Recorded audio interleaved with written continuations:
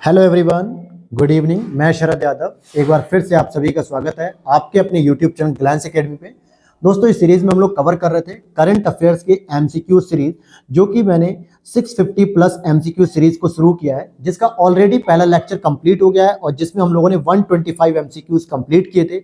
और आज हम शुरू करेंगे 126 नंबर से। लगभग हम रोज एक क्लास में 125 से लेके 140-50 क्वेश्चन तक करने की कोशिश करेंगे, जिससे आपका मल्टीपल टाइम रिवीजन हो सके। रिवीजन मैं इन्हें इसलिए कहा क्योंकि मैंने करंट अफेयर्स के हैंड रिटन नोट्स में पूरे 12 लेक्चर्स कंप्लीट किए हैं, जिसमें हम लोगों ने ई दृष्टि मैगजीन को फॉलो किया है हैंड रिटन नोट्स में। साथ ही साथ घटनासार जो आपकी अर्धवार्षिकी 2 वॉल्यूम में आई थी, इसको भी हमने कवर किया है। अगर अभी तक आप लोगों ने नहीं देखा है तो इस वीडियो के नीचे देखोगे मोर सेक्शन में, तो वहां भी मैंने उसकी प्लेलिस्ट की लिंक लगा रखी है, या फिर आप चैनल के प्लेलिस्ट में भी जाओगे तो current affairs RO UP PCS के नाम से आपको मिल जाएगी। 12 लेक्चर्स हैं, हैंड रिटन नोट्स हैं, आप पूरा कवर कर लीजिए, जिससे उसके बाद अगर आप इस एमसीक्यू सीरीज को देखोगे तो और भी बेहतर तरीके से आपका रिवीजन हो सकेगा। और वीडियो को लाइक कर दीजिएगा अगर अच्छी लगे, और चैनल पर पहली बार हो तो सब्सक्राइब कर लेना। और क्लास की अपडेट के लिए दोस्तों आप लोग टेलीग्राम चैनल को फॉलो कर सकते हैं, जिसका लिंक मैंने डिस्क्रिप्शन बॉक्स में लगा रखा है। तो चलिए शुरू करते हैं। क्वेश्चन नंबर 126 है, विश्व शतरंज चैंपियनशिप 2023 से संबंधित निम्न कथनों पर विचार करना है। जैसे डिंग लिरेन ने इयान नेपियांती को टाई ब्रेकर मुकाबले में पराजित कर खिताब जीता। इस जीत के साथ ही लिरेन 17वें विश्व चैंपियंस बन गए। और डिंग लिरेन भारत के विश्वनाथन आनंद के बाद एशिया के, तो यहाँ दिया हुआ है कि डिंग लिरेन भारत के विश्वनाथन आनंद के बाद एशिया से यह खिताब जीतने वाले दूसरे खिलाड़ी बन चुके हैं। तो यहाँ पर आपको बताना है कि उपरोक्त में से कौन सा कथन सही है। तो अगर आप देखोगे उपरोक्त सभी सही है, क्योंकि एशिया से विश्वनाथन आनंद, जो कि भारत के रहने वाले हैं, ये विश्व शतरंज चैंपियनशिप के अवार्ड विनर थे, यानी कि ये विनर रह चुके हैं। और दूसरे ये बनते हैं खिलाड़ी एशिया की तरफ से, डिंग लिरेन, लेकिन ये भारत के रहने वाले नहीं है। किस देश के रहने वाले, ये आप लोग कमेंट सेक्शन में बताइएगा। तो इस तरीके से तीनों ही बातें यहाँ पे सही है, और ये 17वें चैंपियनशिप मतलब चैंपियन बनते हैं। आगे देखते हैं, डेटा थ्रेट रिपोर्ट 2023, यानी कि डेटा से संबंधित जो खतरे हैं उस पर एक रिपोर्ट आई है 2023, उस पर हम बात करेंगे। इस सर्वेक्षण में 18 देशों को आच्छादित किया गया, जिसमें यूएसए, यूके, भारत, ऑस्ट्रेलिया जैसे प्रमुख देश भी शामिल हैं। तो ये पूछा जा रहा है आपसे। फिर उसके बाद आपको बताना है कि रिपोर्ट में साइबर हमलों के प्राथमिक लक्ष्य के रूप में क्लाउड संपत्ति, यानी क्लाउड स्टोरेज जिसे हम लोग कहते हैं, क्लाउड प्रॉपर्टी, और इंटरनेट ऑफ थिंग्स उपकरणों की पहचान की गई है। तो दोनों कथन आपके यहाँ पे सही है, इसलिए सी ऑप्शन हो जाएगा। तो क्या हो रहा है, डेटा थ्रेट रिपोर्ट में भारत, यूके, यूएसए जैसे देश भी शामिल है। अगला प्रश्न है आपका, निम्नलिखित ऑपरेशनों पर विचार करना है कि operation Ganga, operation Kaveri, operation मैत्री और ऑपरेशन देवशक्ति।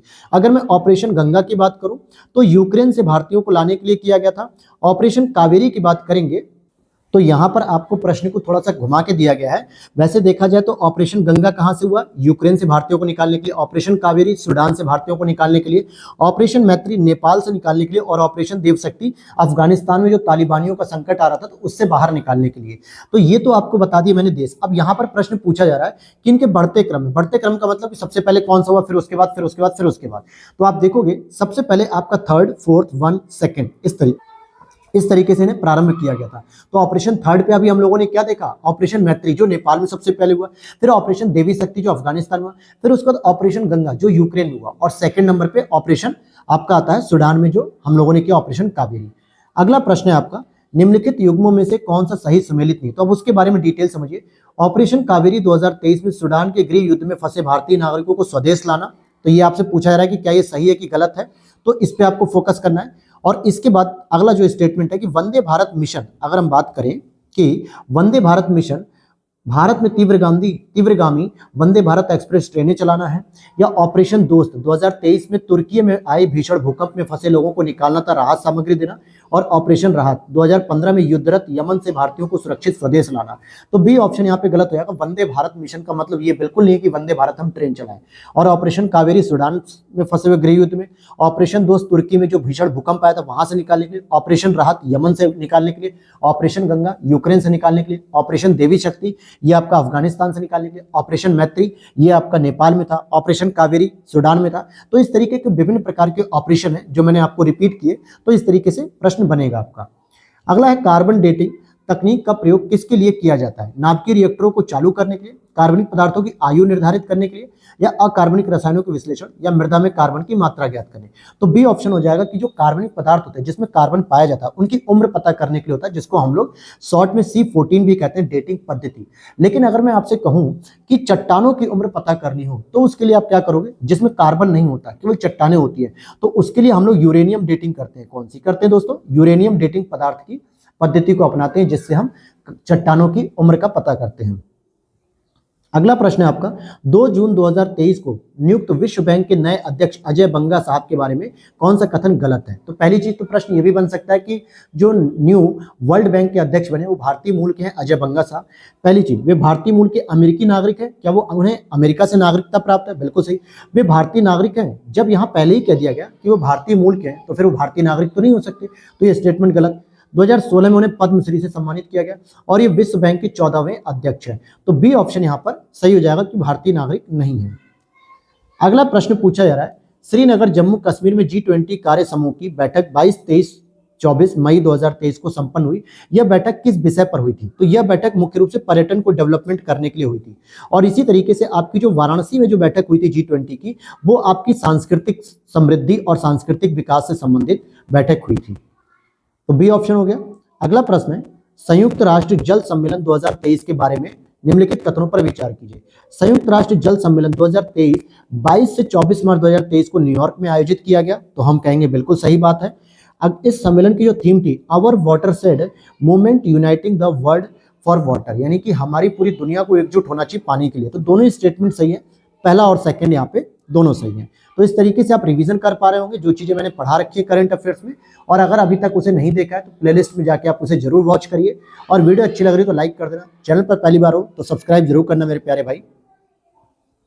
आगे देखें, PSLV C55 मिशन के संदर्भ में अभी मैंने ये भी आपको पढ़ाया था कि PSLV C55 के माध्यम से सिंगापुर के 2 उपग्रह जिसको टिलियोस 2 और ल्यूमलाइट 4 का प्रक्षेपण किया गया। इस मिशन में ल्यूमलाइट 4 प्राथमिक उपग्रह के रूप में तथा टिलियोस 2 सहयात्री नैनो उपग्रह के रूप में प्रक्षेपित किया गया। PSLV C55 new space India limited का एक समर्पित वाणिज्यिक मिशन है। यह PSLV की 57वीं उड़ान थी तथा ऐसा 16वां मिशन था जिसमें PSLV कोर एलोन में जो है की। तो यहां आप देखोगे बी वाला स्टेटमेंट गलत है, ठीक है। बाकी आप देखोगे सिंगापुर के जो है कि 2 उपग्रह लेके जाता है। और न्यू स्पेस इंडिया ये क्या है? इसरो की एक वाणिज्यिक संस्था है जिसके द्वारा कुछ वाणिज्यिक स्तर पे मिशन को लॉन्च किया था और ये इसकी 57वीं उड़ान थी। अगली बात करेंगे 135 प्रश्न की। मिस्र का सर्वोच्च सम्मान ऑर्डर ऑफ द नाइल या ऑर्डर ऑफ नील किसे प्रदान किया गया? तो भारत के प्रधानमंत्री नरेंद्र मोदी जी को ये प्रदान किया गया। संघाई सहयोग संगठन के बारे में निम्नलिखित कथनों पर विचार कीजिए। तो आपको पता होना चाहिए, मैंने करंट अफेयर्स में बताया भी था आपको नेशनल में, कि संघाई सहयोग संगठन का जो ऑर्गेनाइजेशन की जो मीटिंग्स थी इस बार ये इंडिया में आयोजित हुई थी, लेकिन वर्चुअल रूप से आयोजित हुई थी। कहां से? वर्चुअल रूप में। तो आप देखोगे ईरान इस संगठन का सबसे नया सदस्य बना जिसे 2023 में SCO की पूर्ण सदस्यता प्रदान की गई। तो यह बात तो सही है। लेकिन अगर हम बात करें यहां पर कि भारत की अध्यक्षता में SCO का 23वां शिखर सम्मेलन 4 जुलाई 2023 को संपन्न हुआ, तो मैं कहूंगा नहीं, जुलाई में यह संपन्न नहीं हुआ था। टुवर्ड्स सिक्योर SCO ये 23वें शिखर सम्मेलन की थीम थी। ये बिल्कुल करेक्ट है। भारत संघाई सहयोग संगठन का संस्थापक सदस्य है, तो हम कहेंगे नहीं, क्योंकि भारत और पाकिस्तान दोनों ही जो है कि 2017 में इसमें शामिल होते हैं, जबकि SCO की स्थापना 2001 में की गई थी। तो इस आधार पर आप देखोगे तो केवल तीसरा स्टेटमेंट ही यहाँ पे सही है। अब यहाँ पे ईरान इस संगठन का सबसे नया सदस्य बन गया, लेकिन 2023 में इसे पूर्ण सदस्यता नहीं दी जा रही है, बल्कि 2022 में ही दे दी गई थी। अगला प्रश्न है, भारत सरकार के उद्योग और आंतरिक व्यापार संवर्धन विभाग द्वारा 12 तरजीही देशों की पहचान की गई है जिनके साथ व्यापार और निवेश को बढ़ावा दिया जाएगा, और निम्नलिखित में से कौन सा देश इसमें शामिल नहीं है? तो हमने ऑस्ट्रेलिया को इसमें शामिल नहीं किया, जबकि ताइवान, ब्राजील, कनाडा को इसमें शामिल किया है, जिसको हम लोग कहते हैं MFN देश, मोस्ट फेवर्ड नेशन की हम बात करते हैं। तो इसमें ऑस्ट्रेलिया शामिल नहीं है। अगला प्रश्न है, भारत के बैडमिंटन खिलाड़ी लक्ष्य सेन किसे हराकर कनाडा ओपन सुपर 500 प्रतियोगिता को जीतते हैं? तो आपका होता है ली सी फेंग चीन। चीन के व्यक्ति को इन्होंने हराया। भारत के ये बैडमिंटन खिलाड़ी हैं लक्ष्य सेन। अगला प्रश्न, किसी मान्यता प्राप्त राजनीतिक दल में विघटन हो जाने पर पार्टी के ध्वज और चुनाव चिन्ह पर दावा जताने वाले समूहों के दावों पर निर्णय निम्नलिखित में से कौन करेगा? अब जैसे समाजवादी पार्टी की अगर मैं बात करूं तो आपको याद होगा कि जब हमारे स्वर्गीय मुलायम सिंह जी का निधन हो गया था तो उस समय उनके चाचा शिवपाल यादव और अखिलेश यादव राष्ट्रीय अध्यक्ष में लेके पार्टी में जब डिफरेंशिएट हुआ तो ये हुआ कि पार्टी का जो विभाजन हो रहा है उसमें मानक किसे तय करेंगे, तो किस पार्टी को जो है कि यानी किसको जो है साइकिल का मतलब जो उनकी पहचान थी चुनाव चिन्ह था वो दिया जाएगा। तो दोनों लोगों ने अपना अपना क्लेम किया। तो इस पे निर्णय किसका होता है? Finally election commission of India का होता है। इसमें ना तो सुप्रीम कोर्ट एंटर करती है, ना विधि आयोग, ना विधि और न्याय मंत्रालय, इवन की संसद भी इसमें एंटर नहीं करती है। तो निर्वाचन आयोग हो जाएगा। लास्ट होगा अपना प्रश्न, देखते हैं कि नेक्स्ट, भारतीय संविधान के किस अनुच्छेद में मणिपुर राज्य के लिए एक विशेष प्रावधान किया गया? तो भाई मणिपुर के लिए क्या होता है? मणिसी। इसकी एक ट्रिक है दोस्तों, मणिसी। तो मणिसी में क्या रहा? मणिपुर आ रहा और सी, इट मींस कि 371 का सी हो जाएगा। जैसे अगर मैं कहूं FISH या आप सिर्फ भी लिख सकते हो, तो इसका मतलब क्या हो गया कि सिक्किम के लिए F हो जाएगा। ठीक है, तो यहाँ पे मणिपुर के लिए पूछ रहा है तो मणिसी हो जाएगा।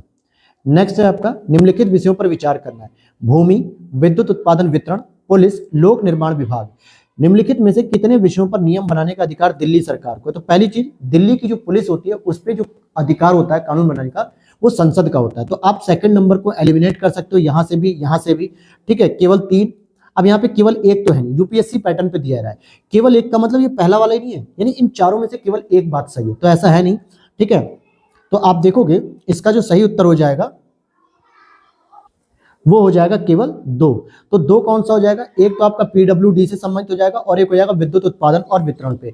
जबकि इसीलिए दिल्ली में क्या है, 200 यूनिट तक फ्री कर दिया गया है। क्यों? क्योंकि केजरीवाल सरकार इस पे नियम बना सकते हैं और PWD पे भी काम कर सकते हैं। जबकि पुलिस हो गया, भूमि हो गया, इन सब पे ये काम नहीं करते हैं।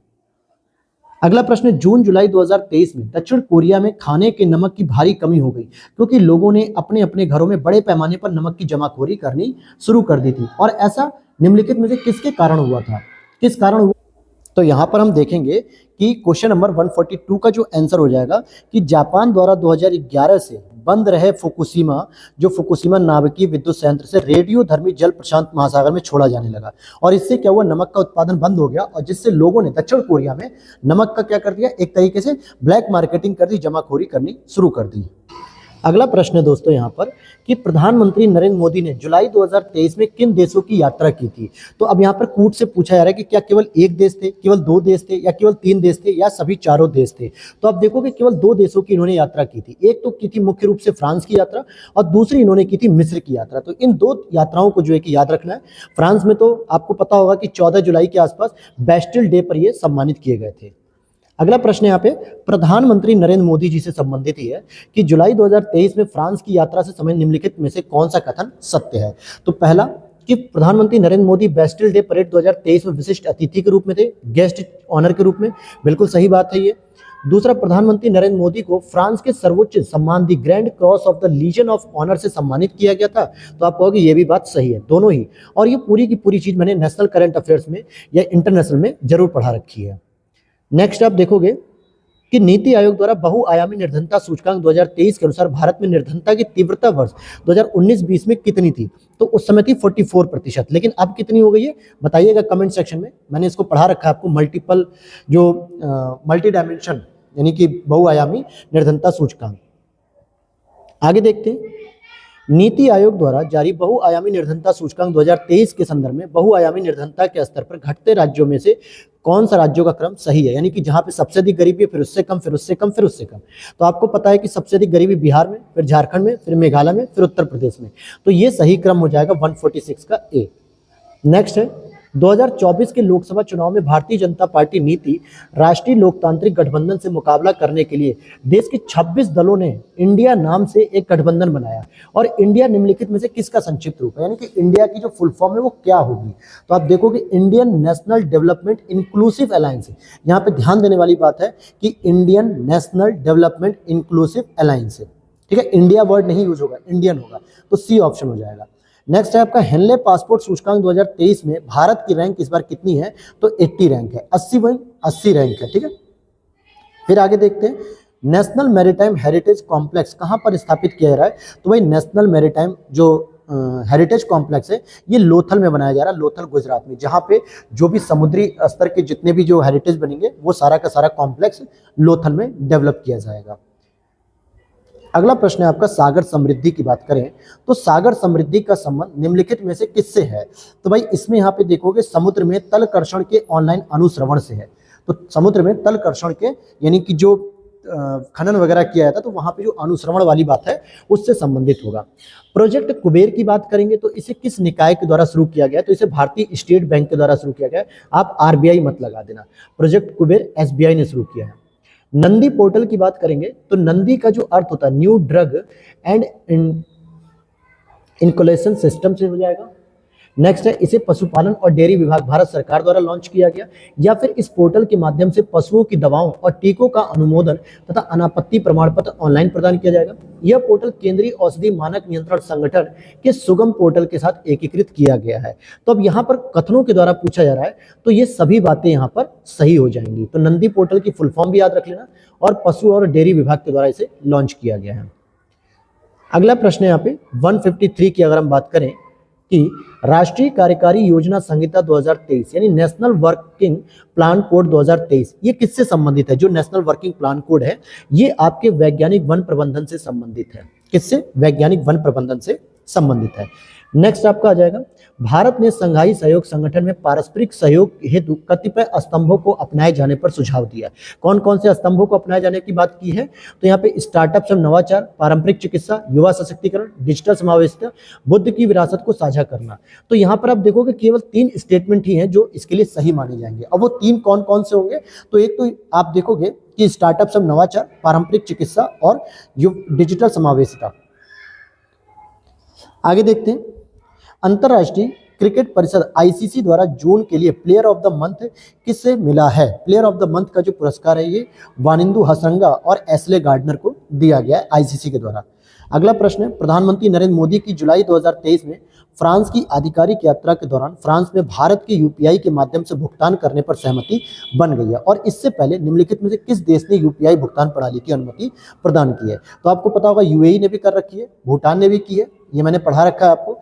यूएई ने भी, भूटान ने भी, नेपाल और सिंगापुर सभी के सभी चारों देश इसमें सम्मिलित हैं। तो इसीलिए यहाँ पर हो जाएगा सभी चारों देश। इसके साथ आप देखोगे तो हमारा फ्रांस भी शामिल हो गया है, और कौन शामिल हुआ है, तो अभी हमने श्रीलंका को भी पढ़ा था, तो श्रीलंका भी शामिल हो चुका है। अगला प्रश्न है, निम्नलिखित में से किन देशों के बीच सीमा पार लेन देन स्थानीय करेंसी में किए जाने के लिए एक ज्ञापन यानी समझौता ज्ञापन हुआ है। तो स्थानीय पार यानी कि जिसे हम कह सकते हैं कि लोकल करेंसी जो होगी स्थानीय स्तर पे, तो उसका भी मैंने आपको पढ़ा था कि भारत और संयुक्त अरब अमीरात के बीच में किया गया है समझौता। ये सभी चीजें मैंने करंट अफेयर्स में पढ़ाई बहुत डिटेल से, और यही सारे के सारे प्रश्न आपसे पूछे भी जा रहे हैं यहाँ पे। अब यहाँ देखिए कि निम्नलिखित में से किस देश में कोई भारतीय यूपीआई के माध्यम से भुगतान कर सकता है। सिंगापुर में कर सकते हो, भूटान में कर सकते हो, नेपाल में कर सकते हो, फ्रांस में कर सकते हो, सभी चारों में आप कर सकते हो। इसके साथ आप चाहो तो श्रीलंका में भी कर सकते हो और यूएई में भी कर सकते हो। फिर आगे चलते हैं 159 पर देखें, निम्नलिखित देशों पर विचार कीजिए और उपयुक्त में से कितने देश नाटो +5 व्यवस्था के अंतर्गत आते हैं। नाटो +5 की बात हो रही है, तो जो नाटो के देश हैं उसमें +5 देश के नाम से अगर आप जानोगे तो सभी के सभी चारों देश आ जाते हैं। कौन कौन से? ऑस्ट्रेलिया, दक्षिण कोरिया, जापान, न्यूजीलैंड, इजराइल। तो अब इसमें बताइए नाटो 5+ में कौन कौन है। ठीक है, तो इसमें जो है कि केवल 4 देश आते हैं। अगला प्रश्न है 160 की देखते हैं, निम्नलिखित में कथनों पर विचार कीजिए। संयुक्त अरब अमीरात भारत में चौथा सबसे बड़ा निवेशक देश है। बिल्कुल सही बात है। यहाँ पे 16-17 अगस्त 2015 को भारतीय प्रधानमंत्री नरेंद्र मोदी द्वारा यूएई का ऐतिहासिक दौरा किया गया था। यह भी बात सही, ये पहला दौरा था। यूएई का पहला नैनो उपग्रह नाइफ 1 इसरो द्वारा प्रक्षेपित किया गया था। यह भी सही है। तो यहाँ पे डी ऑप्शन हो जाएगा 1, 2, 3 तीनों ही कथन आपके सही हो जाएंगे। अगले प्रश्न को देखते हैं, संघाई सहयोग संगठन यानी एससीओ परिषद के राष्ट्राध्यक्षों के 23वें शिखर सम्मेलन से संबंधित निम्नलिखित कथनों पर विचार कीजिए। पहला, यह शिखर सम्मेलन रूस की अध्यक्षता में वर्चुअल हुआ था। तो गलत, मैंने आपको पहले ही बताया था और करंट अफेयर्स की सीरीज में बताया कि भारत में आयोजित किया गया। तो पहला स्टेटमेंट गलत हो गया। इसकी अगली बैठक 2024 में कजाकिस्तान में होगी क्या, यह भी पूछा जा रहा है। और इसकी बैठक के उपरांत एक नई दिल्ली घोषणा पत्र को भी स्वीकार किया गया। तो तीसरा भी सही होगा क्योंकि ये इंडिया में ही आयोजित हुई। दूसरा भी सही है कि ये कजाकिस्तान 2024 में होगी और कजाकिस्तान की राजधानी जो अस्ताना है वहां पर आयोजित होगी, जबकि पहला गलत है। इसलिए बी ऑप्शन यहाँ पे सही हो जाएगा। 2 और 3 दोनों ही सही है। अगला पॉइंट है, निम्नलिखित में से किन देशों के बीच आर्टेमिस समझौता किया गया। तो भाई आर्टेमिस समझौते की बात करेंगे तो अभी हाल ही में भारत और संयुक्त राज्य अमेरिका के बीच में आर्टेमिस समझौता किया गया है। यह भी मैंने आपको पढ़ाया है। तो यहाँ पे मैक्सिमम प्रश्न आपके वही होंगे जो मैंने करंट अफेयर्स में पढ़ाए हैं, जिससे एक बार आपका रिवीजन फिर से हो जाएगा। तो अब देखिए वर्ल्ड इन्वेस्टमेंट रिपोर्ट, अगर हम इसकी बात करेंगे तो ये किसके द्वारा जारी की जाती है, तो ये की जाती है अंकटाड के द्वारा। मैंने ये भी पढ़ा था किसके द्वारा होता है। अगर मैं बात करूं तो ये रिपोर्ट जो होती है वो UNCTAD, इट मीन्स की United nation convention trade and development, तो इसके द्वारा जो है कि एक वर्ल्ड इन्वेस्टमेंट रिपोर्ट 2023 जारी की जाती है। तो ये वर्ल्ड बैंक के द्वारा नहीं की जाती, बल्कि कौन करता है इसको, अंकटाड जारी करता है। ये बात सही हो गई। और इसके अनुसार शीर्ष FDI अंतर प्रवाह वाले देशों में USA को शीर्ष स्थान प्राप्त हुआ कि सबसे अधिक FDI जो आई है वो USA में आई है। भारत की बात करेंगे 2022 में 49 बिलियन के FDI के साथ 8वें स्थान पर है ये, और भारत केवल 15 बिलियन FDI करता है निवेश दूसरे देशों में, जो कि 20वें नंबर पे है। लेकिन आने के स्तर पे 8वें स्थान पे है, तो 2 भी सही है 3 भी सही है, यानी बी ऑप्शन इज करेक्ट हो जाएगा। फिर चंद्रयान 3 मिशन से संबंधित बात करेंगे तो भारत के तृतीय चंद्र मिशन चंद्रयान 3 का सफल प्रक्षेपण 14 जुलाई 2023 को किया गया था। बिल्कुल सही बात है, 14 जुलाई 2023 को किया गया था, और ये 24 अगस्त 2023 को चंद्रमा पर सॉफ्ट लैंडिंग करने में सफल हो जाता है, और 24 अगस्त को ही हम राष्ट्रीय अंतरिक्ष दिवस के रूप में सेलिब्रेट करते हैं। तो यहाँ तक बात हो गई। यह पहला ऐसा मिशन है जो चंद्रमा के दक्षिणी ध्रुव पर पहुंचकर वहां अनुसंधान संचालित करेगा। यह विश्व के स्तर पे भी पहला है, क्योंकि अभी तक विश्व के स्तर पे कोई भी ऐसा देश नहीं है जिसने चंद्रमा के साउथ पोल पे लैंडिंग की हो। हालांकि मैक्सिमम जो देश है जैसे USA, चाइना, रसिया, भारत चौथा देश हो गया जो चंद्रमा पे लैंडिंग करता है, लेकिन बाकी तीनों देश 0 डिग्री या विषुवत रेखा के समीप करते हैं। लेकिन साउथ पोल पे इंडिया के द्वारा की गई, और ये दुनिया में पहला देश हो गया। ये भी सही है। इस मिशन के माध्यम से भारत चंद्रमा की सतह पर सॉफ्ट लैंडिंग को अंजाम देने वाला विश्व का तीसरा देश बन गया। गलत, पहला देश बन गया। हालांकि चंद्रमा पे सॉफ्ट लैंडिंग करने के लिए 4th नंबर पे आएगा, ठीक है। इससे पहले USA, चाइना और रसिया भी आ चुके हैं, लेकिन अगर साउथ पोल पे पूछता है तो साउथ पोल पे पहला देश हो जाएगा। तो पहला दूसरा सही है। अच्छा, जिस पॉइंट पे ये उतरा है तो उसका नाम रखा गया शिव शक्ति। क्या नाम रखा गया? शिव शक्ति। और चंद्रयान 2 जहां पे टकराया था उसका नाम था तिरंगा पॉइंट। अगला प्रश्न है यहाँ पे, नाविक भारत का अपना नेविगेशन सिस्टम है, यानी कि उपग्रह है। तो बिल्कुल सही बात है, जिस तरीके से आप GPS का प्रयोग करते हो वर्तमान में, उस तरीके से नाविक भी जो है कि भारत का है। और नाविक को पहले IRNSS के रूप में जाना जाता था, यानी Indian regional navigation satellite system. तो ये भी सही है, अब इसका नाम बदल दिया गया, नाविक कर दिया गया। तो पहला और दूसरा सही है। अगला प्रश्न है यहाँ पे, किस देश ने संयुक्त राष्ट्र शैक्षिक वैज्ञानिक सांस्कृतिक संगठन यूनेस्को में पुनः शामिल होने का निर्णय लिया? कौन सा ऐसा देश है? तो USA बोला कि भाई हम फिर से अब यूनेस्को में शामिल होना चाहते हैं। अगला प्रश्न है, ग्लोबल स्टार्टअप इकोसिस्टम सूचकांक, ग्लोबल स्टार्टअप इकोसिस्टम सूचकांक 2023 से संबंधित अगर हम बात करें तो यह सूचकांक वर्ल्ड बैंक के द्वारा जारी किया गया है। तो आप कहोगे कि नहीं, ये इसके द्वारा जारी नहीं किया जाता है। इसमें USA को शीर्ष स्थान प्राप्त हुआ, भारत को 21वां स्थान प्राप्त हुआ। ये दोनों सही है, दूसरा और तीसरा दोनों सही है। यानी वैश्विक स्तर पे भारत का जो ग्लोबल स्टार्टअप इकोसिस्टम है वो 21वें नंबर पे रिलाई करता है। आगे देखते हैं, प्रधानमंत्री नरेंद्र मोदी ने रानी कमलापति रेलवे स्टेशन भोपाल से 5 वंदे भारत ट्रेन को हरी झंडी दिखाकर रवाना किया। विकल्प में कौन से वंदे भारत एक्सप्रेस इसमें शामिल हैं? तो कौन कौन सी शामिल है अगर आप देखोगे तो भोपाल रानी कमलापति इंदौर वंदे भारत एक्सप्रेस, रांची पटना वंदे भारत एक्सप्रेस और धारवाड़ बंगलुरु वंदे भारत एक्सप्रेस। लेकिन इसमें ये वाली नहीं है, तो 1, 2, 3 ये तीनों ही शामिल हैं। तो ये आपका हो जाएगा बी ऑप्शन। फिर आगे देखें, अगर हम QS वर्ल्ड यूनिवर्सिटी रैंकिंग 2024 से संबंधित निम्नलिखित कथनों पर विचार कीजिए। इसमें MIT Massachusetts institute of technology को क्या शीर्ष स्थान प्राप्त हुआ है? तो हम कहेंगे बिल्कुल सही बात है। और इस रैंकिंग में IIT बॉम्बे भारत में पहला स्थान प्राप्त करने वाला, जो कि 149 नंबर पे था। तो ये भी सही है, तो बी ऑप्शन इज करेक्ट हो गया। विंबलडन की बात करेंगे अगर हम, विंबलडन 2023 से संबंधित निम्नलिखित कथनों पर विचार कीजिए। तो स्पेन के युवा खिलाड़ी कार्लोस अल्कराज ने इतिहास रचते हुए अपना पहला विंबलडन टाइटल जीत लिया। तो हम कहेंगे ये बात बिल्कुल सही है, और यह कार्लोस अल्कराज का दूसरा ग्रैंड स्लैम खिताब है तथा साथ ही विंबलडन का पुरुष खिताब जीतने वाले ये तीसरे सबसे युवा खिलाड़ी बन गए। तो दोनों ही स्टेटमेंट यहाँ पर सही रहेंगे, बी ऑप्शन इज करेक्ट हो जाएगा। आगे देखते हैं, हेनले पासपोर्ट इंडेक्स 2023 से संबंधित कुछ बातों पर बात करेंगे। हेनले पासपोर्ट इंडेक्स की नई रिपोर्ट के अनुसार सिंगापुर का पासपोर्ट विश्व का सबसे शक्तिशाली पासपोर्ट बन गया है। तो ये बात सही है बिल्कुल।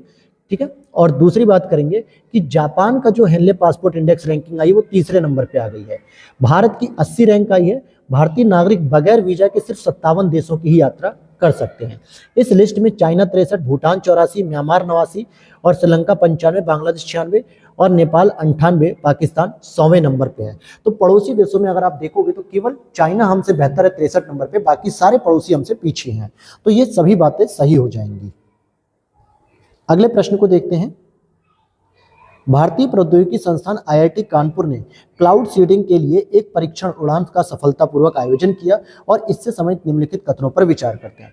क्लाउड सीडिंग के तहत वर्षा के लिए कृत्रिम बादल तैयार किए जाते हैं, यह बात सही है। और इसमें विभिन्न रासायनिक एजेंटों जैसे कि सिल्वर आयोडाइड, सूखी हुई बर्फ या ड्राई आइस भी कहते हैं, साधारण नमक और अन्य तत्वों का उपयोग किया जाता है। तो स्पेशली आपने वन लाइनर में पढ़ा होगा कि कृत्रिम वर्षा करने के लिए सिल्वर आयोडाइड का प्रयोग किया जाता है, या फिर आप ड्राई आइस का भी प्रयोग कर सकते हो। तो 1 और 2 दोनों ही करेक्ट हो जाएंगे। आगे देखते हैं 173 पर बात करें। Through the broken glass and autobiography पुस्तक से संबंधित निम्नलिखित कथनों पर हमें विचार करना है। तो चलिए शुरू करते हैं विचार। भारत के पूर्व मुख्य चुनाव आयुक्त टीएन शेषन द्वारा यह लिखित पुस्तक है, यह भी बात सही है। इस आत्मकथा में वर्ष 1990-95 तक सीईसी यानी चीफ इलेक्शन कमिश्नर के रूप में टीएन शेषन के कार्यकाल को भी शामिल किया गया। यह टीएन शेषन के निधन के 4 वर्ष बाद प्रकाशित हुआ है। और आगे देख लेते हैं उपयुक्त में से कौन सा कथन सही है। तो आप देखोगे यहाँ पे तीनों ही बातें सही हैं, यानी ये टीएन शेषन जो मुख्य चुनाव आयुक्त थे उनके द्वारा ये पुस्तक लिखी गई, ऑटोबायोग्राफी है, जिन्होंने अपने कार्यकाल के बारे में जो है कि सारी डिटेल्स वहाँ पर लिखी हैं। अगला प्रश्न है, किस प्रदेश के ग्रामीण आजीविका मिशन को गोल्ड श्रेणी में state of governance India 2047 theme के साथ स्कॉच पुरस्कार से सम्मानित किया गया है। तो स्कॉच पुरस्कार दिया गया है जम्मू और कश्मीर को। ग्रामीण आजीविका मिशन के तहत जो है कि गोल्ड श्रेणी में इसको दिया गया है जम्मू कश्मीर को। आगे देखें, प्रधानमंत्री नरेंद्र मोदी को किस देश के सर्वोच्च सम्मान grand cross of the legion of honour, तो ये फ्रांस से दिया गया था, ये हमने अभी पढ़ा ऊपर फ्रांस के बारे में। फिर आगे दे रहा है नेक्स्ट प्रश्न, चीन की एक निजी कंपनी ने land space JUICE-2 carrier rocket से विश्व का प्रथम मीथेन ईंधन अंतरिक्ष रॉकेट सफलतापूर्वक लॉन्च किया। दिसंबर 2022 में प्रथम असफल लॉन्च के बाद लैंड स्पेस का दूसरा प्रयास था जो कि सफल रहा। यद्यपि इससे पूर्व अप्रैल 2023 में बीजिंग टियानबिंग टेक्नोलॉजी ने केरोसिन ऑक्सीजन रॉकेट को सफलतापूर्वक लॉन्च किया था। तो ये तीनों ही बातें यहाँ पर सही हैं। तो अब यहाँ से देखोगे आप स्टेटमेंट वाइज आपको चीजें तैयार हो जाएंगी, और अगर ऐसे प्रश्न आपको आरओ में देखने को मिलेंगे, चाहे यहाँ से वन लाइनर ही क्यों ना बन जाए, फैक्चुअल ही क्यों ना बन जाए, तो भी आप आराम से इसको सही कर लोगे। आगे देखें, टेबल टेनिस प्रतियोगिता WTT कंटेडर ट्यूनिस 2023 में महिला युगल का खिताब किस भारतीय महिला जोड़ी ने जीता है। तो सुतीर्था मुखर्जी और अहिका मुखर्जी ने इसको जीता है। आगे देखते हैं हम, इकोनॉमिस्ट इंटेलिजेंस यूनिट द्वारा जारी रैंकिंग के अनुसार पाकिस्तान के किस शहर को विश्व के सबसे कम रहने योग्य शहरों में सूचीबद्ध किया गया है। तो पाकिस्तान का सबसे कम रहने योग्य सूची में जो सूचीबद्ध किया गया कराची। सोचिए कराची जो है कि सबसे लिस्ट में सबसे नीचे आता है।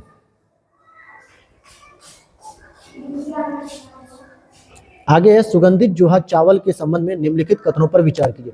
यह चावल भारत के पूर्वोत्तर क्षेत्रों में उगाया जाता है, तो हम कहेंगे बिल्कुल सही। और यह चावल ब्लड ग्लूकोज को कम करने और मधुमेह की शुरुआत को रोकने में प्रभावी है। विज्ञान और प्रौद्योगिकी में उन्नत अध्ययन संस्थान के वैज्ञानिकों ने सुगंधित जोहा चावल के न्यूट्रोस्टिकल गुणों का पता लगाया। तो ये तीनों ही बातें सही हैं। तो यहाँ पर ये हो गया आपका 179 क्वेश्चन। आगे देखते हैं, तो यहाँ पर आपका अगला प्रश्न आता है कि वर्ष 2021-22 के लिए राज्यों और केंद्र शासित प्रदेशों के लिए प्रदर्शन ग्रेडिंग इंडेक्स 2.0 रिपोर्ट से संबंधित कुछ निम्नलिखित कथन है। अब देखिए, ये जो कथन वाले एमसीक्यूज होते हैं ना, यहाँ पर क्या होता है, सारे स्टेटमेंट आपके एक बार दोबारा रिवीजन हो जाते हैं। एक वन लाइनर फैक्ट की जगह हम 2-3 स्टेटमेंट के माध्यम से चीजें तैयार कर लेते हैं। और मैंने ये भी पढ़ाया था आपको, यह सूचकांक नीति आयोग द्वारा जारी किया गया है, तो आपको बताना है कि बिल्कुल सही है कि गलत है। तो आप कहोगे नहीं ये गलत है, क्यों? क्योंकि ये जो ग्रेडिंग इंडेक्स थी, मैंने आपको बताया था कि शिक्षा मंत्रालय के द्वारा जारी किया गया। किसके द्वारा? शिक्षा मंत्रालय के द्वारा। यह सूचकांक राज्य केंद्र शासित क्षेत्र स्तर पर स्कूल शिक्षा प्रणाली के प्रदर्शन का आकलन करता है। बिल्कुल सही बात है, तो केवल दूसरा स्टेटमेंट ही यहां पर सही होगा। अगला प्रश्न है 181 की बात करेंगे। किस देश में इतिहास में पहली बार अपने केंद्रीय बैंक में पहली महिला गवर्नर को नियुक्त किया गया? मतलब उससे पहले उस देश के सेंट्रल बैंक में कभी कोई महिला नियुक्त हुई ही नहीं थी। और ये हो जाएगा उत्तर आपका ऑस्ट्रेलिया। तो आप लोगों को जरा एक कमेंट सेक्शन में आंसर बताना है कि क्या इंडिया में कभी कोई महिला गवर्नर रही है आरबीआई के अंतर्गत। अगला प्रश्न है, इंडोनेशिया में संपन्न एशियाई महिला वॉलीबॉल चैलेंज कप 2023 का खिताब किस देश ने जीता। तो वियतनाम ने जीत लिया था इस खिताब को। अगला है, प्रधानमंत्री नरेंद्र मोदी की मिस्र की आधिकारिक यात्रा के बारे में। प्रधानमंत्री की यह मिस्र की दूसरी आधिकारिक यात्रा थी। तो आप कहोगे बिल्कुल सही बात है क्या, तो गलत है। ठीक, और इस यात्रा के दौरान उन्हें मिस्र के सर्वोच्च राजकीय सम्मान ऑर्डर ऑफ द नाइल से सम्मानित किया गया। यह बात सही है। तो ये उनकी दूसरी यात्रा नहीं थी, जबकि मैंने भारत मिस्र के संबंधों में आपको ये चीज भी जिक्र की गई थी।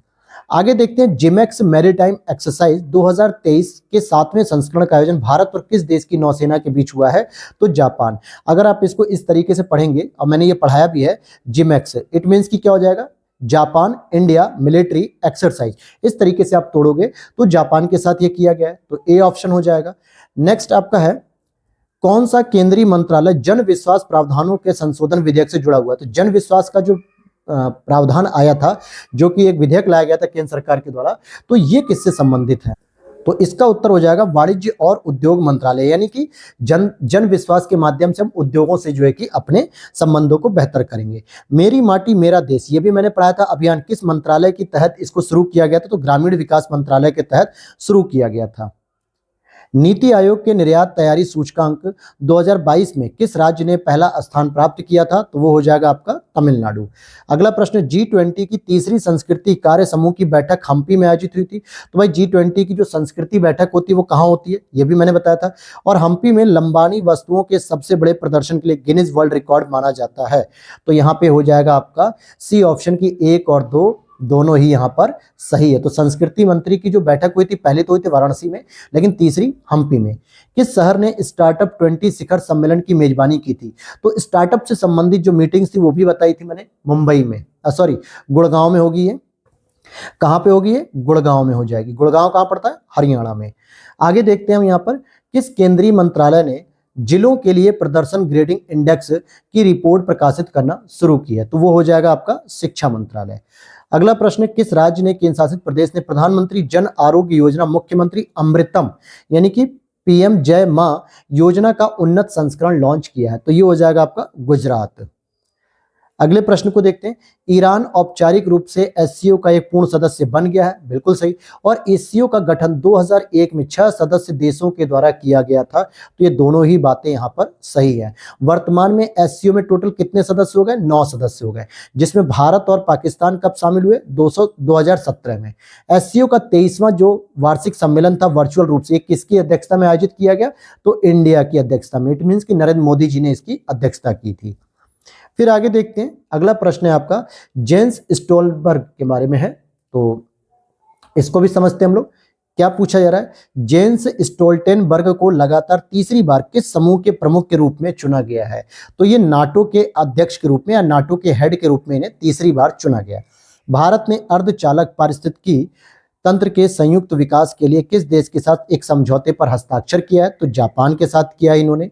फिर नेक्स्ट है, संयुक्त राष्ट्र के आंकड़ों के अनुसार भारत ने पिछले 15 वर्षों में कितने लोगों को गरीबी से बाहर किया है। तो आपको बताना 415 करोड़ लोगों को गरीबी से बाहर कर दिया गया है।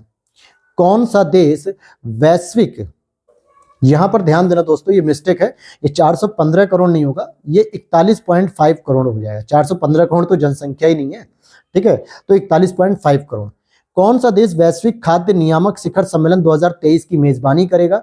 तो भारत करेगा वैश्विक खाद्य नियामक शिखर सम्मेलन की। अगला प्रश्न यहाँ पे पूछा जा रहा है कि सही कथन का चयन करना है। जैसे बांग्लादेश और भारत ने रुपए में व्यापार लेन देन शुरू कर दिया है। यह पहली बार है जब बांग्लादेश ने अमेरिका डॉलर के अलावा किसी विदेशी देश के साथ द्विपक्षीय व्यापार किया है। इट मीन्स कि अमेरिकी डॉलर के अलावा किसी भी देश की स्थानीय मुद्रा के साथ जो है कि व्यापार करना शुरू किया है। तो क्या ये बात सही है। तो जी हाँ, बिल्कुल ये बात सही है। भारत और बांग्लादेश भी अब रुपए के अंतर्गत व्यापार करेंगे। अगला है, इसरो ने PSLV 56 रॉकेट के साथ किस देश के 7 उपग्रहों का प्रक्षेपण किया है। तो इसका सही उत्तर हो जाएगा सिंगापुर का, ठीक है। सिंगापुर के 7 प्रक्षेपण किए हैं साथ में।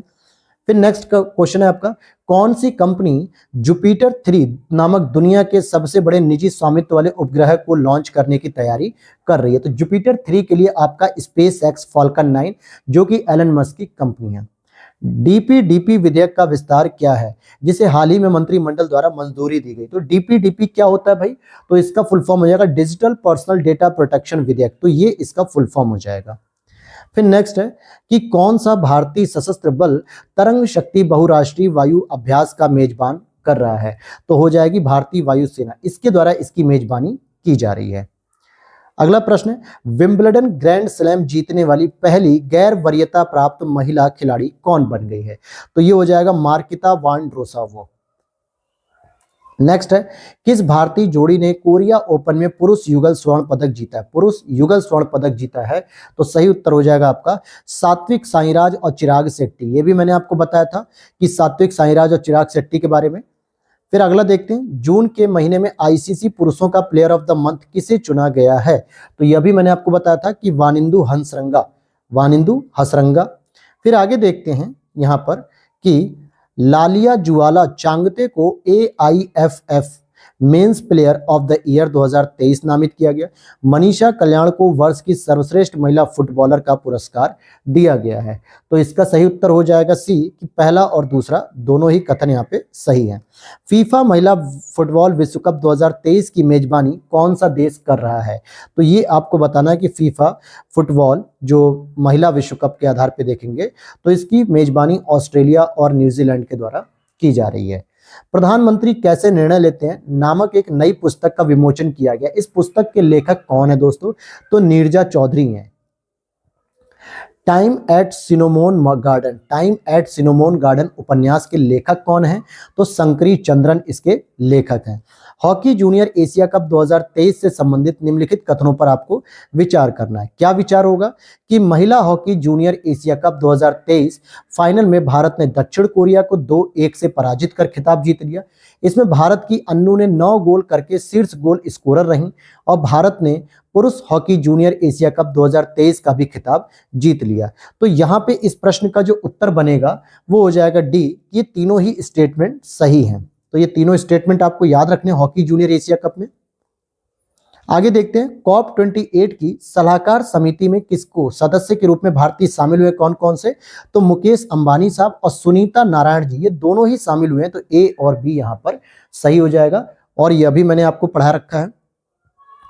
भारत के किस हवाई अड्डे पर भारत का पहला रीडिंग लाउंज खुला गया है, लाल बहादुर शास्त्री अंतर्राष्ट्रीय हवाई अड्डा वाराणसी। और इसको मैंने यूपी स्पेशल में भी आपको पढ़ाया था कि इसका दूसरा नाम भी आपसे पूछ सकता है, बाबतपुर एयरपोर्ट के नाम से भी। अगला प्रश्न है, 23वां अंतर्राष्ट्रीय भारतीय फिल्म अकादमी पुरस्कार 2023 निम्नलिखित कथनों पर विचार कीजिए। तो भाई 23वां अंतर्राष्ट्रीय भारतीय फिल्म अकादमी पुरस्कार की बात करेंगे, जिसको आईफा अवार्ड कहा जाता है। इसके पुरस्कार वितरण समारोह का आयोजन टोरंटो कनाडा में किया गया। इसमें दृश्यम 2 को सर्वश्रेष्ठ फिल्म का पुरस्कार प्रदान किया गया। आलिया भट्ट को सर्वश्रेष्ठ अभिनेत्री का पुरस्कार इसमें दिया गया है। तो केवल दूसरा और तीसरा स्टेटमेंट यहाँ पर सही है, पहला स्टेटमेंट गलत है। तो आपको बताना है कि इसका आयोजन कहाँ पे किया गया था।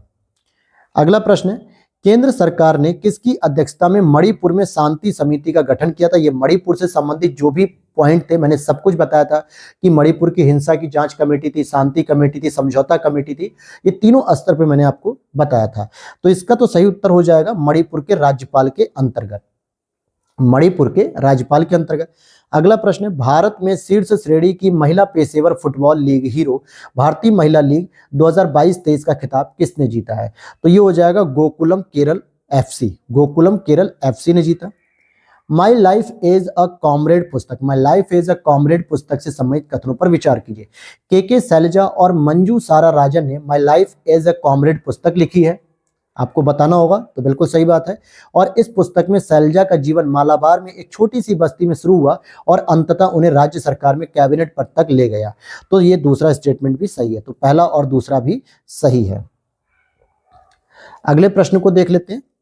राष्ट्रीय राजधानी क्षेत्र दिल्ली यानी एनसीआर से संबंधित एक संशोधन अध्यादेश 2023 आया को राष्ट्रीय राजधानी सिविल सेवा प्राधिकरण के गठन के उद्देश्य से केंद्र सरकार द्वारा प्रख्यापित किया गया। इस गठित प्राधिकरण के अब अध्यक्ष कौन होंगे, जिसमें दिल्ली की जो सिविल सर्विसेज पावर होती है या सिविल सेवा प्राधिकरण होता है, तो उसको जो है कि केंद्र सरकार ने अपने अधीन किया। लेकिन यहाँ पे इसका जो अध्यक्ष रहेगा वो दिल्ली का मुख्यमंत्री ही रहेगा इस प्राधिकरण का। आगे देखें, पांचवें राज्य खाद्य सुरक्षा सूचकांक के अनुसार किस राज्य ने बड़े राज्यों में शीर्ष रैंकिंग हासिल की है? तो इसका सही उत्तर हो जाएगा केरल की। जो राज्य खाद्य सुरक्षा सूचकांक जारी किया गया तो इसमें सबसे अच्छी रैंकिंग थी केरल की, कि यहाँ पे खाद्य सुरक्षा की स्थिति बहुत ही कम है, यानी कि कोई भी व्यक्ति बिना भोजन के नहीं रहता है। प्रधानमंत्री नरेंद्र मोदी को किस देश के सर्वोच्च नागरिक सम्मान companion of the order of Logohu, और लोगेहू से ही मैंने आपको बताया था कि पापुआ न्यू गिनी ने दिया था, इसी समय फिजी के द्वारा भी एक पुरस्कार दिया गया था नरेंद्र मोदी जी को। जुलाई 2023 में समाचारों की सुर्खियों में रहे भारत मंडपम का संबंध निम्नलिखित में से किससे है? नई दिल्ली स्थित प्रगति मैदान में विकसित भारत व्यापार प्रोन्नयन संगठन परिसर में निर्मित एकीकृत प्रदर्शनी सह कन्वेंशन केंद्र से, वाराणसी में बनाया गया एक अत्याधुनिक सभागार से, अहमदाबाद में बनाया गया एक अत्याधुनिक कन्वेंशन से, उपयुक्त में से कोई नहीं। तो ए ऑप्शन हो जाएगा। मैंने लगातार करंट अफेयर्स में आपको पढ़ाया कि प्रगति मैदान में आपका भारत मंडपम ओपन किया गया है। अगला प्रश्न है, G20 राष्ट्रों के आपदा जोखिम में कमी लाने पर एक कार्यकारी समूह की बैठक में आपदाओं के जोखिम को कम करने के लिए अपनाए जाने वाले उपायों में से किन उपायों पर सहमति बनी थी? तो यहां पर आपको देखना होगा कि क्या समय से पहले चेतावनी प्रणालियों का वैश्विक आच्छादन, आपदा एवं जलवायु नम्य अधोरचना, आपदा जोखिम को कम करने के लिए वित्तीय फ्रेमवर्क, या आपदा अनुक्रिया प्रणाली। तो इसके लिए देखते हैं कि क्या यहाँ पर कूट का दिया हुआ है आंसर, और यहां पर एक और दिया है आपदा जोखिम में कमी लाने के उपागम पर आधारित इकोसिस्टम। तो G20 के द्वारा इन पांचों की ही मान्यता को माना गया था। फिर आगे देखते हैं कि समाचारों की सुर्खियों में रहा क्षितिज 2047। तो मैंने ये भी बताया था कि इसको हॉरिजन के नाम से बताया था, हॉरिजन 2047, जो कि भारत और फ्रांस के बीच एक रणनीतिक साझेदारी से संबंधित है। भारत और फ्रांस के बीच एक रणनीतिक साझेदारी से संबंधित है। अगला पॉइंट है आपका, संसद द्वारा पारित सिनेमेटोग्राफ संशोधन विधेयक 2023 में फिल्मों के चोरी छुपे प्रदर्शन के लिए प्रावधानित दंड में क्या शामिल है? तो यहाँ पे कूट से आपको बता देना है कि कम से कम 3 माह और अधिकतम 3 वर्ष की सजा भी मिल सकती है आपको, और फिल्म की सकल निर्माण लागत का 5% लेकिन 3 लाख रुपए से कम तक का जुर्माना भी दिया जा सकता है। तो अब जो लोग आप देखते हो कि मूवी थिएटर में बैठ के पीछे सीट लेकर और पूरी मूवी को रिकॉर्ड करते रहते हैं और फिर उसको बाद में जाके 10 रुपए, 5 रुपए, 20 रुपए में बेचते हैं, मतलब शॉप पर अपने जो है कि लैपटॉप के माध्यम से, तो इस तरीके की पायरेसी को भी रोका जाएगा। अगला है क्यू प्लेन। क्यू प्लेन के बारे में कौन सा कथन सत्य है? क्या यह एक क्षुद्र ग्रह है जिसे नासा के वैज्ञानिकों ने खोजा है, या त्रिकोणमिति का एक आरेख है, या मानव रहित हवाई वाहन है, या छोटा लड़ाकू विमान है? तो सही उत्तर हो जाएगा सी, ये अनमैन्ड एरियल व्हीकल है, जिसको हम मानव रहित हवाई विमान कहते हैं। अगला देखते हैं, निम्नलिखित में से किस शहर में 3 अगस्त 2023 को शून्य छाया दिवस यानी जीरो शैडो डे देखा जाता है? यानी इस दिन किसी भी व्यक्ति की अपनी छाया नहीं बन पाती है। तो ये देखा गया था आपके हैदराबाद में, तेलंगाना के हैदराबाद में। अगला प्रश्न है, 5 अगस्त 2023 की स्थिति के अनुसार भारत में केंद्र सरकार के कितने सार्वजनिक उपक्रमों को महारत्न कंपनियों का दर्जा प्राप्त हो चुका है? तो हालांकि मैंने इसको बताया था कि अब आपके महारत्न कितने हो चुके हैं दोस्तों, तो टोटल आपको बताना था कि 13 महारत्न हो चुके हैं। कितने हुए हैं? 13 महारत्न।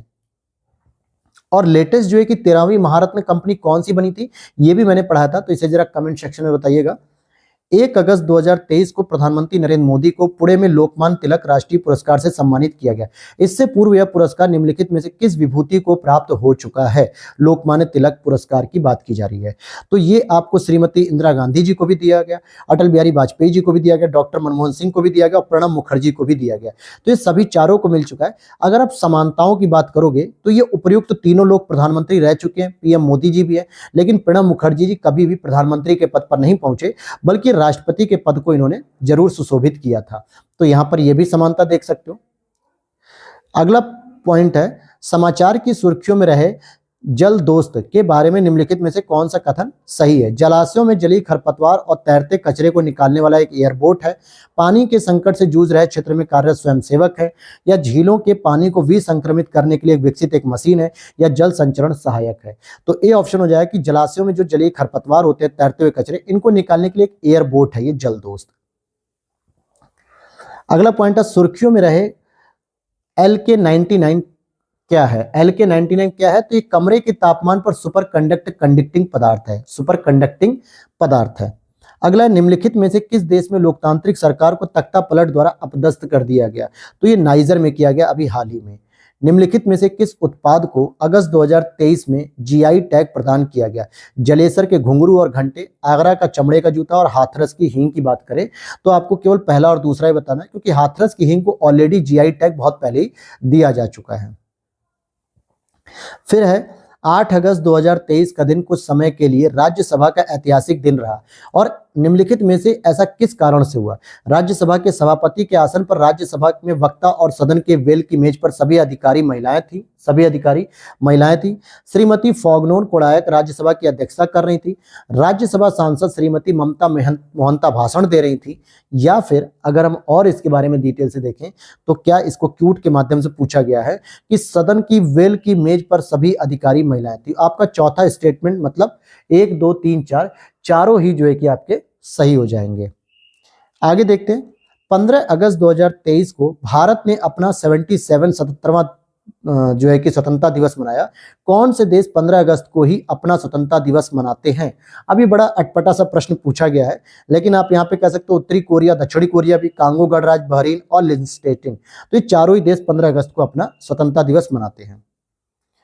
अगला प्रश्न है, भारतीय नौसेना ने अगस्त 2023 में किस देश के साथ जायद तलवार का अभ्यास किया था? तो जायद तलवार हमारा संयुक्त अरब अमीरात की बात होती है, यानी यूएई की बात हो रही है। चंद्रमा मिशनों के बारे में निम्नलिखित कथनों पर विचार कीजिए। रूस ने 10 अगस्त 2023 को लूना 25 को अंतरिक्ष में प्रक्षेपित किया। 47 वर्षों के बाद रूस का यह पहला चंद्रमा मिशन था। 47 वर्षों के बाद पूछा जा रहा है। लूना 25 तथा चंद्रयान 3 23 अगस्त 2023 को एक साथ उतरे थे, तो ऐसा नहीं है। हमारे यहाँ लूना 25 उतरा ही नहीं था चंद्रमा पे, और अब तक विश्व के केवल 3 देशों ने, अमेरिका, रूस, चीन को ही चंद्रमा पर अपने यानों को उतारने में सफलता मिली, तो गलत, भारत को भी मिल चुकी है।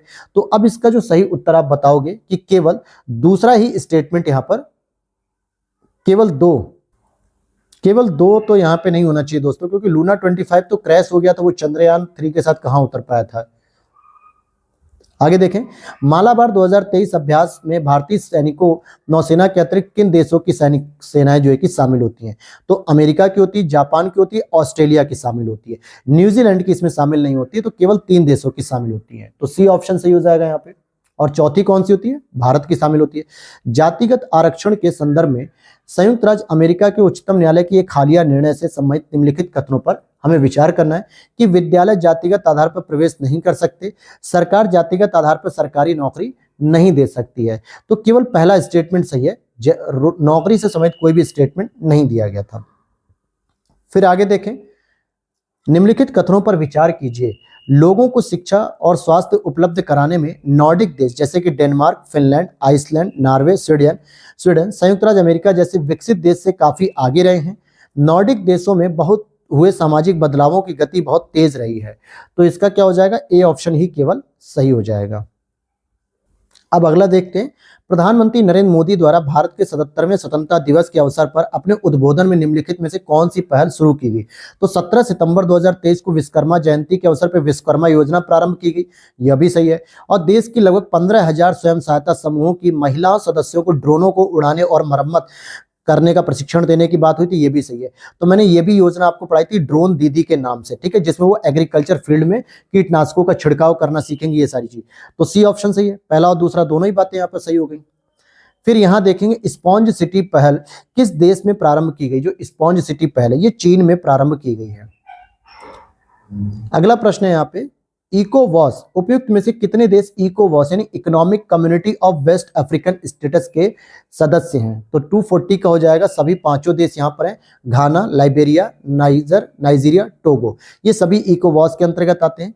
बेपी कोलंबो मिशन में निम्नलिखित में से कौन सी एजेंसी शामिल है? तो बेपी कोलंबो मिशन की बात करें तो इसमें यूरोपीय स्पेस एजेंसी शामिल है और साथ ही साथ जापान एरोस्पेस एक्सप्लोरेशन एजेंसी, ये दोनों ही शामिल है। इट मीन्स कि पहला और दूसरा सही हो जाएगा। अगले पॉइंट को देखते हैं, पीएम विश्वकर्मा के बारे में निम्नलिखित कथनों पर विचार कीजिए। केंद्रीय क्षेत्र की पीएम विश्वकर्मा योजना को 16 अगस्त 2023 को मंत्रिमंडल की आर्थिक मामलों की समिति द्वारा मंजूरी प्रदान की गई थी। इस योजना की क्रियान्वयन अवधि 5 वर्ष 2023-24 से 27-28 है और इस योजना का कुल परिव्यय 13,000 करोड़ रुपए है और यह योजना गुरु शिष्य परंपरा अथवा पारिवारिक दस्तकारी कौशल पर आधारित है। तो अगर आप देखोगे तो यहाँ पर चारों ही ऑप्शन यहाँ पे सही हो जाएंगे, क्योंकि केंद्रीय क्षेत्र की योजना है और इसको 16 अगस्त को मंत्रिमंडल की आर्थिक मंजूरी दे दी गई, 15 अगस्त को भाषण में कहा गया था। और साथ ही साथ 5 वर्ष के लिए 13,000 करोड़ रुपए की लागत होगी और इसको गुरु शिष्य परंपरा पर आधारित योजना के रूप में बताया गया है।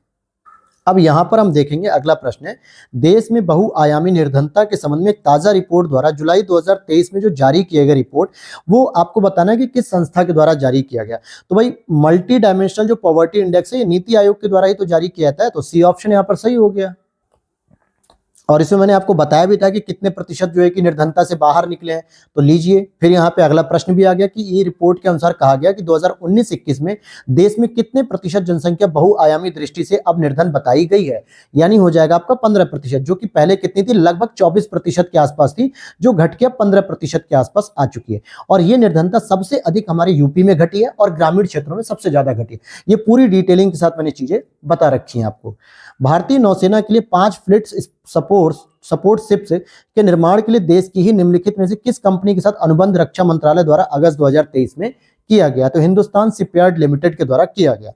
नीति आयोग के निर्यात तैयारी सूचकांक 2022 की दृष्टि से राज्य को निर्यात तैयारी मामले में शीर्ष स्थान प्राप्त हुआ है, तो इसका सही उत्तर हो जाएगा आपका तमिलनाडु। फिर आगे देखते हैं, निम्नलिखित में से किस योजना को वित्तीय समावेशन पर राष्ट्रीय मिशन के रूप में जाना जाता है। तो भाई जनधन योजना सबसे इंपॉर्टेंट है, क्योंकि इसमें डीबीटी के माध्यम से बैंक अकाउंट ओपन किए जाते हैं और ये सबसे बड़ा वित्तीय समावेशन का एक महत्वपूर्ण योजना मानी जाती है। फिर अगले प्रश्न की ओर देखते हैं हम लोग। 23 अगस्त 2023 को भारत के चंद्रयान 3 का विक्रम लैंडर चंद्रमा के दक्षिणी ध्रुव पर सफलतापूर्वक उतर गया। और इससे पूर्व ऐसी उपलब्धि हासिल करने वाला देश कौन सा बना जो है कि इससे पूर्व, क्या अमेरिका, रूस, चाइना ये सब बने थे? तो हम कहेंगे इनमें से कोई नहीं। क्यों? क्योंकि भारत ही एकमात्र ऐसा देश है जो दक्षिणी ध्रुव पर सफलतापूर्वक लैंडिंग की। अगर चंद्रमा पे बात करेंगे, चाहे वो विषुवत रेखा पे हो, नॉर्थ पोल पे हो, चाहे साउथ पोल पे हो, कहीं पर भी हो, तो हमारा भारत चौथे नंबर पे आता है। तो उससे पहले ये तीनों देश हैं। और ऊपर मैंने एक क्वेश्चन बताया था आपको वीडियो के स्टार्टिंग में, वहां बाई मिस्टेक मैंने आपको 24 अगस्त बता दिया था राष्ट्रीय अंतरिक्ष दिवस, जिसको सही कर लीजिएगा, 23 अगस्त होगा। अगला पॉइंट है, अर्जेंटीना, मिस्र, ईरान, इथोपिया, सऊदी अरब, संयुक्त अरब अमीरात, कितने देशों को ब्रिक्स में शामिल करने की सैद्धांतिक रूप से स्वीकृति प्रदान कर दी गई है?